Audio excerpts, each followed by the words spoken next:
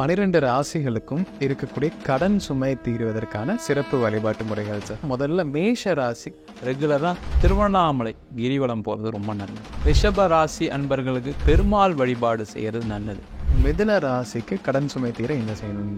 சிவன் கோவிலில் இருக்கக்கூடிய அம்பாளை வழிபாடு பண்ணுறது ரொம்ப நல்லது. அப்படி இல்லை நாங்கள் வைஷ்ணவத்தில் இருக்கோம் அப்படின்ற சில பேர் இருப்பாங்க. அவங்கெல்லாம் பார்த்தீங்கன்னா கடக ராசிக்கு முருகனை வழிபாடு பண்ணுறது ரொம்ப சிறப்பு. அந்த முருகன் சொல்லும்போது பார்த்தீங்கன்னா சிம்ம ராசி அன்பர்கள் அப்படின்னு சொன்னாவே பார்த்தீங்கன்னா திருச்செந்தூரில் இருக்கக்கூடிய முருகப்பெருமான வழிபாடு பண்ணுறது. கன்னி ராசிக்கு ஐயப்பனை வழிபாடு பண்ணுறது மிக மிக சிறப்பு. துலா ராசி அன்பர்களுக்கு கடன் சுமை தீர என்ன பண்ணணும்னா ஐயனார் வழிபாடு பண்ணுறது ரொம்ப ரொம்ப நல்லது. விருச்சக ராசிக்கு அப்பாவை ஒழுங்காக பார்த்துக்கிட்டாவே விருச்சக ராசி அன்பர்களுக்கு கடன் பிரச்சனைகள் கண்டிப்பாக தீர்ந்துடும். தனுசு ராசி நேயர்களுக்கு முருகன் வழிபாடு பண்ணுறது நல்லது. மகர ராசிக்கு கடன் பிரச்சனை தீரணும் அப்படின்னா காமாட்சி வழிபாடு பண்ணுறது நல்லது. கும்பராசி அன்பர்களுக்கு கடன் பிரச்சனை குறையணும் அப்படின்னா லக்ஷ்மி நாராயண பெருமாள் அப்படின்னு இருக்கார். இப்போ மீன ராசிக்கு கடன் சுமை குறைய என்ன செய்யணும் சார்? திருப்பதி போகிறது ரொம்ப ரொம்ப நல்லது. அந்த திருப்பதி பெருமாளை என்னைக்கு போனோம் அப்படின்னா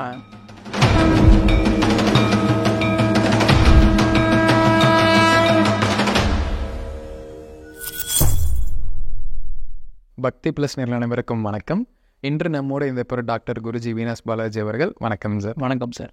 சார், நம்ம இன்னைக்கு இந்த வீடியோவில் பார்க்க போகிறது 12 ராசிகளுக்கும் இருக்கக்கூடிய கடன் சுமை தீர்வதற்கான சிறப்பு வழிபாட்டு முறைகள் சார். ஸோ அந்த வரிசையில் முதல்ல மேஷ ராசிக்கு என்ன செய்யணும் சார்? மேஷ ராசி அன்பர்கள் அப்படின்னு சொன்னாவே அவங்களுடைய கடன் பிரச்சனைகளுக்கு தீர்றதுக்கு அவங்க ரெகுலராக திருவண்ணாமலை கிரிவலம் போகிறது ரொம்ப நல்லது. பௌர்ணமியில் பண்ணுறது மிக மிக விசேஷம். இல்லை சார் என்னால் ரொம்ப தூரம் போக முடியாது அப்படின்னா அவங்க பக்கத்தில் இருக்கிற சிவன் கோவிலில் பௌர்ணமி அன்னைக்கு வழிபாடு பண்ணுறது ரொம்ப ரொம்ப நல்லது. இந்த சிவன் கோயிலில் பிரார்த்தனை பண்ணும்போது எப்படி பண்ணணும் அப்படின்னா கண்டிப்பாக சிவனுக்கு 5 தீபங்கள் சாதாரண மண் விளக்கில் சாதாரண திரி போட்டு நல்லெண்ணெய் ஊற்றி தீப வழிபாடு பண்ணுறது சிறப்பு. ஏன்னா சிவபெருமான் அப்படின்னாவே ஜோதி ரூபமாக இருக்கார். அந்த ஜோதி ரூபமாக இருக்கும்போது அந்த சிவனுக்கு தீபம் ஏற்றி வழிபாடு பண்ணுறது சிறப்பு.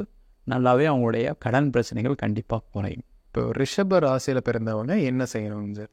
ரிஷப ராசி அன்பர்களுக்கு கடன் பிரச்சனைகள் இருக்குது அப்படின்னா அவங்க பெருமாள் வழிபாடு செய்கிறது நல்லது. இந்த பெருமாள் அப்படின்னு சொன்னாவே அலங்கார பிரியர் அப்படின்னு சொல்லுவாங்க. பார்த்திங்கன்னா அலங்காரத்துக்கு பெருமாள் கோவிலில் பூ வாங்கி கொடுக்கறது, துளசி சாத்துறது, அது மட்டும் இல்லாமல் அந்த பெருமாள் சொல்லும்போதே பாராயணம் பண்ணுறது ரொம்ப சிறப்பு. அப்போ பாராயணம்னு சொல்லும்போது என்னென்னா பெருமாளுடைய ஸ்லோகங்கள், விஷ்ணு சஹஸ்ரநாமங்கள் இதெல்லாம் செய்யலாம். அதே மாதிரி வீட்டில் ஒரு துளசி செடி வச்சு வடகிழக்கு மூலையில் ஒரு துளசி செடி வச்சு அந்த துளசி செடிக்கு ரெகுலராக பிரார்த்தனை பண்ணுறது. அங்கே ஒரே ஒரு சின்ன தீபம் வச்சு காலையில் சூரிய உதயமாகக்கூடிய காலகட்டத்தில் காலையில் 6 to 7 அந்த துளசி வழிபாடு பண்ணால் நல்லது. அது மட்டும் இல்லாமல் இந்த பெருமாளை புதன்கிழமைக்கு வழிபாடு பண்ணுறது மிக மிக சிறப்பு. அவங்களுடைய கடன் பிரச்சனைகள் ரொம்ப சீக்கிரமாக குறைஞ்சிரும். அடுத்ததாக மிதுன ராசிக்கு கடன் சுமை தீர என்ன செய்யணும்? மிதுன ராசி அன்பர்களுக்கு கடன் பிரச்சனைகள் தீரணும் அப்படின்னா அம்பாள் வழிபாடு பண்ணுறது ரொம்ப ரொம்ப சிறப்பு. அப்போ சிவன் கோவிலில் இருக்கக்கூடிய அம்பாளை வழிபாடு பண்ணுறது ரொம்ப நல்லது. அப்படி இல்லை நாங்கள் வைஷ்ணவத்தில் இருக்கோம் அப்படின்ற சில பேர் இருப்பாங்க. அவங்கெல்லாம் பார்த்திங்கன்னா பெருமாள் கோவிலில் இருக்கக்கூடிய தாயார் வழிபாடு பண்ணுறது சிறப்பு. அந்த அம்பாளையும் தாயாரையும் வழிபாடு பண்ணும்போது என்ன பண்ணணும் அப்படின்னா அவங்களுக்கு உண்டான ஸ்லோகங்கள் மந்திரங்களை சொல்லி வழிபாடு பண்ணணும். அது மட்டும் இல்லாமல் அவங்களுக்கு ஆடைகள் வாங்கி கொடுக்கலாம், புடவை வாங்கி சாத்துறது. அதே மாதிரி எலுமிச்சம்பழம் மாலை, அம்பாள்லாம் எலுமிச்சம்பழம் மாலை போடலாம். அதே மாதிரி தாயார் அப்படின்னா அந்த தாயாருக்கு உண்டான உகந்த பூக்கள், நறுமணத்தை கொடுக்கக்கூடிய பூக்களை சாத்துறது மூலமாக அவங்களுக்கு நீண்ட காலமாக இருக்கக்கூடிய கடன் பிரச்சனைகள் கண்டிப்பாக குறையும். கடக ராசிக்கு கடன் சுமை தீர என்ன செய்யணும்? கடக ராசி அன்பர்களுக்கு கடன் சுமை தீரணும் அப்படின்னா கண்டிப்பாக அவங்க முருகனை வழிபாடு பண்ணுறது ரொம்ப சிறப்பு. அந்த முருகன் சொல்லும்போது பார்த்திங்கன்னா மலை மேல் இருக்கக்கூடிய முருகன் வழிபாடு அது ரொம்ப ரொம்ப சிறப்பான பலன் தரும். அது மட்டும் இல்லாமல் அந்த கடன் பிரச்சனை இந்த கடகராசி அன்பர்களுக்கு என்ன வருது, ஏன் வருதுன்னா நிறைய பேருக்கு தொழிலில் பிரச்சனைகள் ஏற்படும். அப்போ அந்த தொழில் பிரச்சனைக்கு முருகனுடைய வழிபாடு சிறந்த வழிபாடாக இருக்கும். அந்த முருகனுடைய வழிபாடை எப்படி பண்ணணும் அப்படின்னா செவ்வாய்க்கிழமையில் வழிபாடு பண்ணுறது ரொம்ப ரொம்ப விசேஷம்.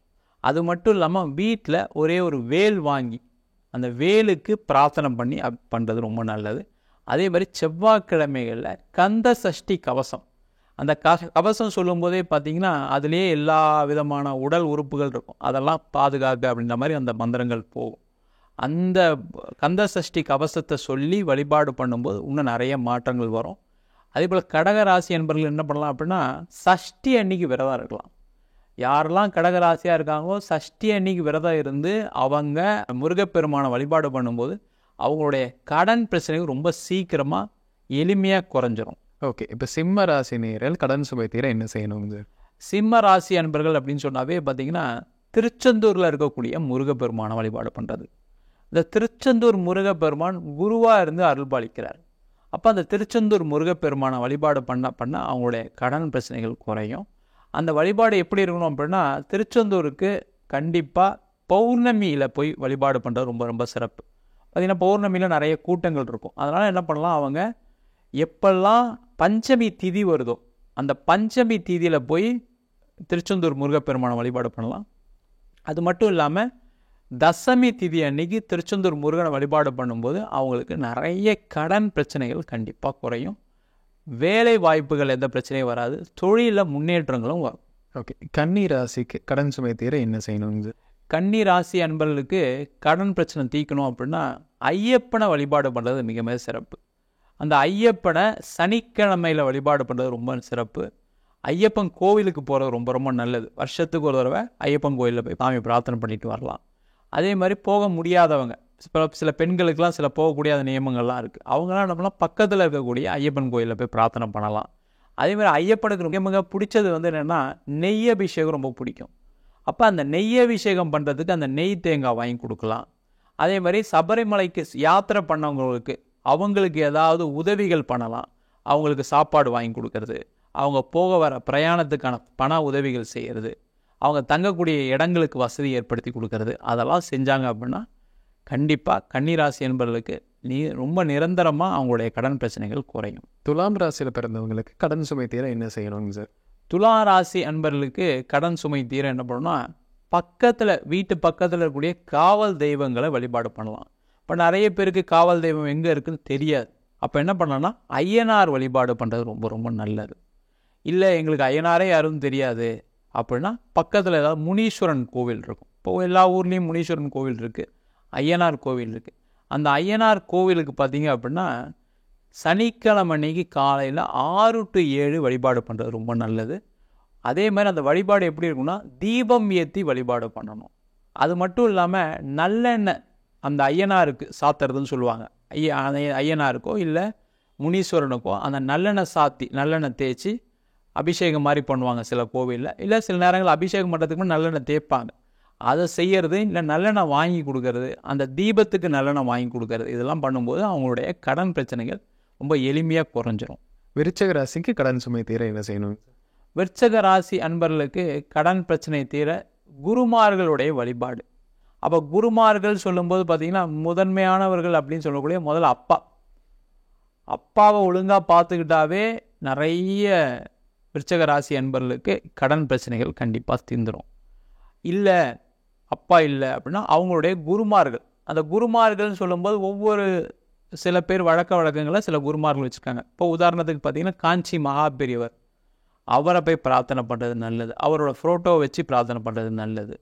அதே மாதிரி ராமானுஜர், பெரிய பெரிய குருமார்கள், ராகவேந்தர், சீரடி சாய்பாபா, இது மாதிரி குருமார்கள் வழிபாடு பண்ணும்போது அவங்களுடைய கடன் பிரச்சனைகள் குறையும். அது எந்த நாளில் பண்ணணும் அப்படின்னா வியாழக்கிழமையில் பண்ணுறது மிக மிக சிறப்பு. அந்த வியாழக்கிழமை என்ன பண்ணணும், அந்த குருமார்களை நினச்சி யாருக்காவது அன்னதானம் பண்ணுறது நல்லது. அதனால் பார்த்திங்கன்னா நிறைய குருஸ்தலங்களில், அதாவது குருமார்கள் இருக்கக்கூடிய ஜீவசமாதி இடத்துல பார்த்திங்கன்னா அன்னதானங்கள் நிறைய பண்ணுவாங்க. அந்த அன்னதானம் பண்ண உங்களுடைய கர்மா குறையும், உங்களுடைய கடன் பிரச்சனைகளும் குறையும். தனுசு ராசி நேயர்களுக்கு கடன் சுமை குறை என்ன செய்யணும்? தனுசு ராசி அன்பர்கள் அப்படின்னு சொன்னாவே கடன் பிரச்சனையை தீர்க்கணும் அப்படின்னா முருகன் வழிபாடு பண்ணுறது நல்லது. அந்த முருகன் எப்படின்னா திருத்தணி முருகன் வழிபாடு பண்ணலாம், பழனி முருகன் வழிபாடு பண்ணலாம். இந்த திருத்தணி பழனி முருகனுக்கெல்லாம் பார்த்தீங்க அப்படின்னா இந்த காவடி எடுத்து போவாங்க, நடைப்பயணமாக போவாங்க. அந்த மாதிரி பாத யாத்திரையாக போய் வழிபாடு பண்ணுறது ரொம்ப ரொம்ப நல்லது. பாத யாத்திரை பண்ண முடியல, எனக்கு அவ்வளோ தூரம் நடக்க முடியாது அப்படின்னா பக்கத்தில் இருக்க முருகன் கோவிலுக்கு நடந்து போய் பிரார்த்தனை பண்ணிட்டு வரலாம். அதை ஒரு பிரார்த்தனையாக வச்சுட்டு அவங்க செய்யும்போது நிறைய பிரச்சனைகள், அவங்களுடைய கடன் தொந்தரவுகள் கண்டிப்பாக தீரும். மகர ராசிக்கு கடன் சுமை தீர என்ன செய்யணும் சார்? மகர ராசிக்கு கடன் பிரச்சனை தீரணும் அப்படின்னா காமாட்சி வழிபாடு பண்ணுறது நல்லது. காமாட்சி அம்மாள் அப்படின்னு சொல்லி சென்னையில் பார்த்திங்கன்னா மாங்காடில் காமாட்சி அம்மன் இருக்குது.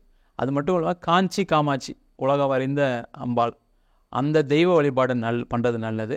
அதை எப்போ செய்யணும் அப்படின்னா வெள்ளிக்கிழமையில் அந்த காமாட்சியை வழிபாடு பண்ணுறது நல்லது. அதேமாதிரி வெள்ளிக்கிழமையில் காலையில் 6 to 7 வழிபாடு பண்ணுறது ரொம்ப ரொம்ப சிறப்பு. அந்த நேரத்தில் காமாட்சி அம்மனை வழிபாடு பண்ணும்போது அவங்களுக்கு நிறைய மாற்றங்கள் வரும். இப்போ எனக்கு அவ்வளோ தூரம் போக முடியாது, இப்போ பார்த்திங்கன்னா சில பேருக்கு நான் வெளியூரில் இருக்கேன், போக முடியாது அப்படின்னா காமாட்சி அம்மனுடைய ஃபோட்டோ வாங்கி வச்சு பிரார்த்தனை பண்ணலாம். அந்த பிரார்த்தனை பண்ணும்போது என்ன பண்ணணும்னா மல்லிகைப்பூ மாலை அந்த ஃபோட்டோவுக்கு அணிவிச்சு பிரார்த்தனை பண்ணலாம். இல்லை கோவிலுக்கு போகிறாங்க அப்படின்னா மல்லிகைப்பூ மாலை அந்த அம்பாளுக்கு சமர்ப்பிக்கிறது மூலமாக அவங்களுடைய நீண்ட நாள் பிரச்சனைகள் குறையும்.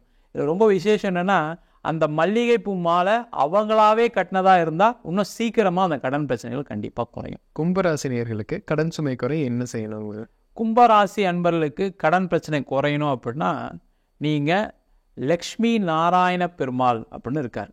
அந்த லக்ஷ்மி நாராயண பெருமாளை சனிக்கிழமையில் வழிபாடு பண்ணுறது ரொம்ப நல்லது. அந்த சனிக்கிழமையில் அந்த லக்ஷ்மி நாராயண பெருமாள் அப்படின்னா அந்த பெருமாள் கிட்ட பக்கத்தில் லக்ஷ்மி வச்சுருப்பாங்க. அந்த லக்ஷ்மி என்ன உணர்த்துது அப்படின்னா பணம் பொருளை கொடுக்கறதுக்கான ஒரு அதிபதியாக அந்த லக்ஷ்மி இருக்காங்க. அப்போ அந்த லக்ஷ்மி நாராயண பெருமாளை சனிக்கிழமையில் பிரார்த்தனை பண்ணும்போது நீண்ட நாள் உங்களுக்கு பணம் வரும். அந்த பணம் வரும்போது ஆட்டோமேட்டிக்காக என்ன ஆகும்? கடன் சுமை கண்டிப்பாக குறையும், வாழ்க்கையில் சிறப்பாக இருப்பாங்க. அந்த சனிக்கிழமையில் என்ன பண்ணணும்னா மற்றவங்களுக்கு அன்னதானம் பண்ணி அந்த பெருமாளை வழிபாடு பண்ணுறது ரொம்ப ரொம்ப சிறப்பு. அதனால தான் பார்த்திங்கன்னா புரட்டாசி மாதத்தில் அந்த பெருமாளை வழிபாடு பண்ணுறாங்க. லக்ஷ்மி நாராயண பெருமாளை மகர ராசி என்பது வழிபாடு பண்ணும்போது இன்னும் சிறப்பாக இருக்கும். நீண்ட நாள் இருக்கக்கூடிய கடன் பிரச்சனைகள் கண்டிப்பாக குறையும். கடைசியாக இப்போ மீன ராசிக்கு கடன் சுமை குறைய என்ன செய்யணும் சார்? மீன ராசி அன்பர்களுக்கு கடன் பிரச்சனை குறையணும் அப்படின்னா திருப்பதி போகிறது ரொம்ப ரொம்ப நல்லது. திருப்பதி பெருமாளை போய் ரெகுலராக பிரார்த்தனை பண்ணுறாங்க அப்படின்னா அவங்களுடைய கடன் பிரச்சனைகள் குறையும். அந்த திருப்பதி பெருமாளை என்றைக்கு போனோம் அப்படின்னா பௌர்ணமி தீதியில் வழிபாடு பண்ணுறது ரொம்ப நல்லது. அந்த திருப்பதிக்கு போகும்போது கீழே அலமேலு மங்காபுரம் அப்படின்னு ஒரு இடம் இருக்குது. அங்கே இருக்கக்கூடிய அம்பாளை தாயாரை வழிபாடு பண்ணிவிட்டு அதுக்கப்புறம் நீங்கள் திருப்பதி போய் வழிபாடு பண்ணுறது ரொம்ப நல்லது. அந்த திருப்பதியில் கருட சேவைன்னு நடக்கும். அந்த கருட சேவையில் கலந்துக்கிட்டு அந்த கருடனை வழிபாடு பண்ணி அந்த பெருமாளை சுற்றி வருவார், வீதி உலா வருவார். அந்த வீதி உலா வரும்போது பிரார்த்தனை பண்ணாங்க அப்படின்னா அவங்களுடைய நீண்ட நாள் கடன் பிரச்சனைகள் கண்டிப்பாக குறையும். ஓகே, இப்போ நம்ம 12 ராசிகளுக்கான பிரத்யேக வழிபாட்டு முறைகளையும் பிரத்யேக கோயில் பற்றி தெரிஞ்சுக்கிட்டோம். கண்டிப்பாக இது நம்மளோட நேயர்களுக்கு பயனுள்ளதாக இருக்கும் சார். ரொம்ப நன்றி. நன்றி, வணக்கம் சார்.